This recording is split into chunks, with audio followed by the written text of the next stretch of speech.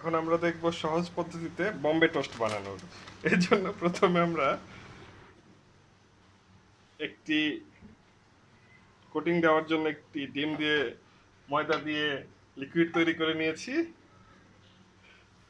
এখানে দেওয়া হয়েছে একটি ডিম, সামান্য একটু গুঁড়ো দুধ, তারপরে লবণ, মরিচের গুঁড়ো। এটি গলিয়ে নেওয়ার পরে এইভাবে চুবিয়ে নিয়ে আমরা এইভাবে হালকা তেলে তাওয়ার উপর ছেড়ে দেব।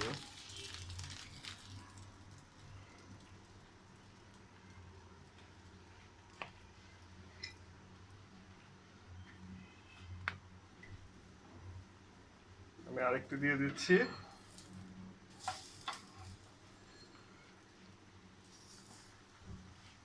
এবার আস্তে আস্তে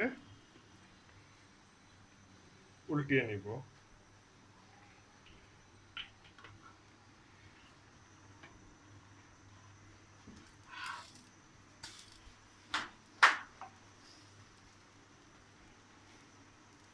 এভাবে 2-3 বার উল্টে উল্টে আমরা ভেজে নেব।